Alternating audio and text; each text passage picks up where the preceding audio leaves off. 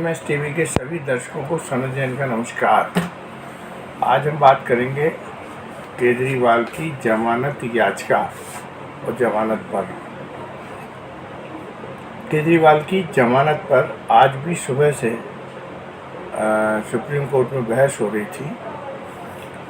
ED के वकील ने अपनी दलीलें रखी और उसके बाद मनु सिंघवी जाब ने केजरीवाल की ओर से दलीलें रखी। कुल मिला के इस केस में ऐसा लग रहा है कि सभी उलझे हुए हैं।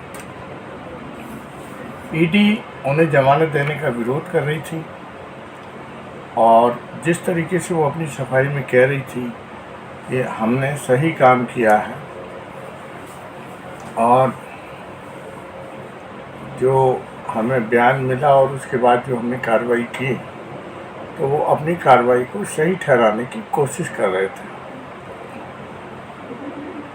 वहीं केजरीवाल के वकील मनु सिंघवी का कहना था कि ये मामला मनी लॉन्ड्रिंग का है ही और ईडी ने अपने इन्वेस्टिगेशन में बहुत सारी बातें छिपा के और आधी अधूरी जानकारी कोर्ट के सामने रखी है और हम सुप्रीम कोर्ट से जमानत के लिए नहीं, जो अवैध रूप से गिरफ्तारी की गई उसके लिए आए हैं।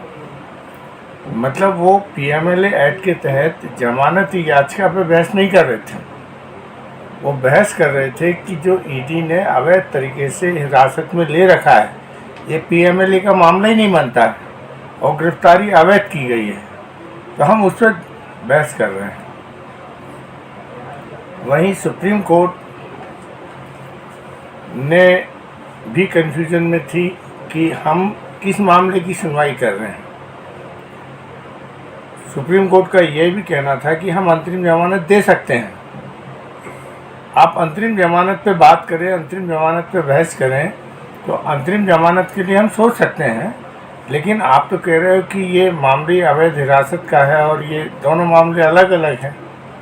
तो आज की पूरी बहस इन्हीं दोनों मामले में उलझी रही और कुल मिला के जब सारी सुनवाई हो गई तो सुप्रीम कोर्ट की संवैधानिक पीठ ने जमानत के लिए ये आदेश रिजर्व कर लिया और एक दूसरा मामला जिसमें वो अवैध हिरासत है नहीं है क्या है उसके लिए बाद में सुनवाई शायद परसों उसकी होगी या इसके बाद लिस्ट होगी, अभी उसके बारे में कोई तय नहीं है। ये तो हो गई सुप्रीम कोर्ट में जो बहस हुई उसकी बात। क्या केजरीवाल जमानत नहीं पाना चाहते हैं या उनके वकील सीधे सीधे पहले अंतरिम जमानत के लिए जो एप्लीकेशन लगाई थी तो जमानत क्यों नहीं लेना चाह रहे हैं? वो अवैध हिरासत का मामला बताकर और उस मामले को ख़त्म कराना चाह रहे हैं। अंतरिम जमानत यदि वो ले लेते हैं तो उनके ऊपर ये PMLA का जो मामला है वो लगातार चलता रहेगा और जमानत की जो शर्तें हैं वो भी इम्पोज होंगी और वो हमेशा ईडी के नियंत्रण में बने रहेंगे। अब बात रही चुनाव की। चुनाव 19 तारीख को होना है और केजरीवाल ये अच्छे तरीके से जान गए हैं, आम आदमी पार्टी भी जान गई है कि जब तक केजरीवाल जेल में हैं तो जनता की सहानुभूति उनके साथ बड़े पैमाने पर जुड़ रही है। यदि चुनाव के पहले अरविंद केजरीवाल जेल से बाहर निकल आए, ऐसी स्थिति में जो सहानुभूति अभी मिल रही शायद वह कम हो जाए।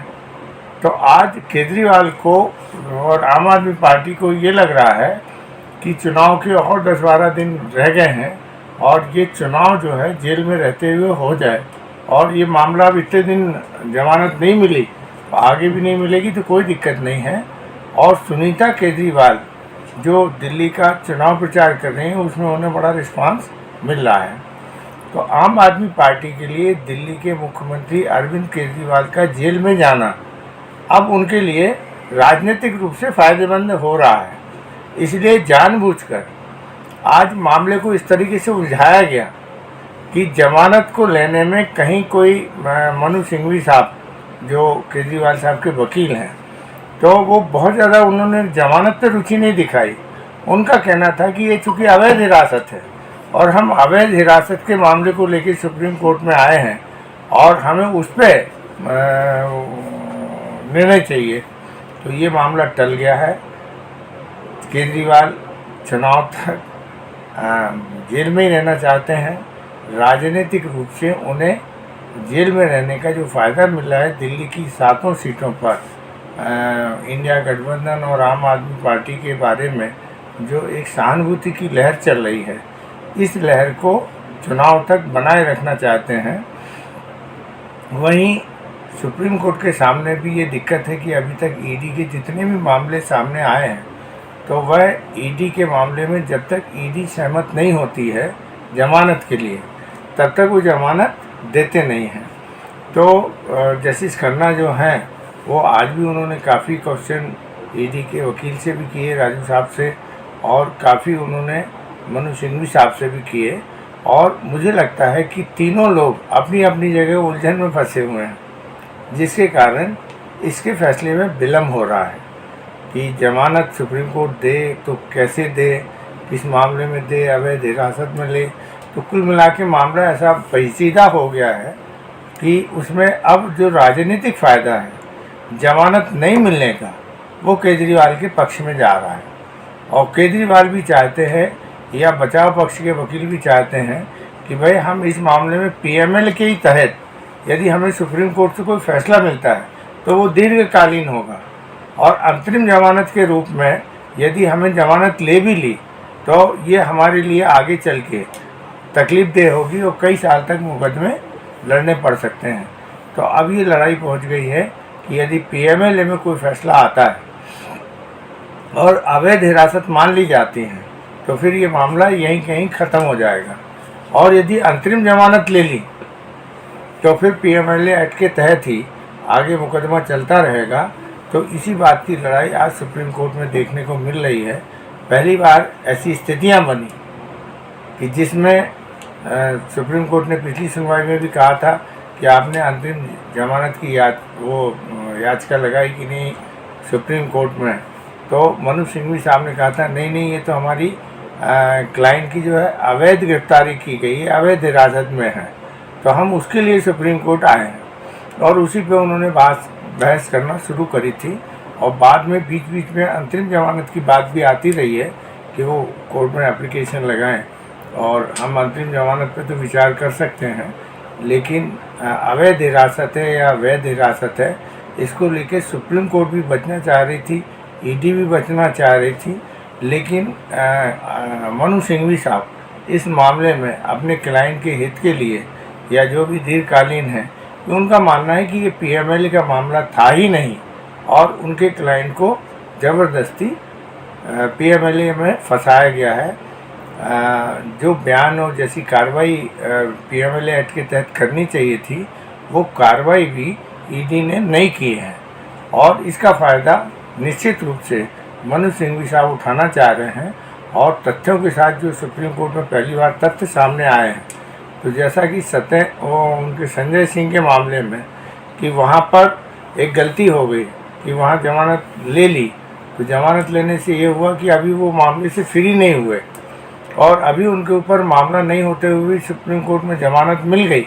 लेकिन अब इस मामले को में एक कदम आगे और मनु सिंघवी साहब बढ़ गए हैं कि यदि वो हिरासत अवैध है या वैध है, पीएमएल एक्ट के अंतर्गत वो आ सकती है या नहीं आ सकती है, इसको लेके जो मामला फंसा है उसमें सभी लोग अनिश्चय की स्थिति में हैं। और चुनाव तक यदि केजरीवाल जमानत ना भी लें तो मुझे लगता है कोई आश्चर्य नहीं होगा, क्योंकि चुनाव में उन्हें फ़ायदा हो रहा है जेल में रहने का। सहानुभूति लहर आम आदमी पार्टी के पक्ष में चल रही है, न केवल दिल्ली बल्कि पंजाब और अन्य राज्यों में भी इसका असर होता हुआ दिख रहा है। तो एक रणनीति के तहत मनु सिंघवी साहब भी ये फैसला कराना चाहते हैं कि पीएमएलए में जो हिरासत में लिया गया है, वो इनकी हिरासत जो है वैध है या अवैध है। जमानत तो कभी भी मिल जाएगी, लेकिन यदि उन्होंने पीएमएलए एक्ट में साबित कर दिया कि ईडी के अधिकारियों ने गलत कार्रवाई करी है, ये मामला उनका था ही नहीं और गलत तथ्यों के आधार पर रखा हुआ है, तो फिर केजरीवाल को, संजय सिंह सरी के लोगों को एक बहुत बड़ी राहत इस मामले में मिलेगी। धन्यवाद।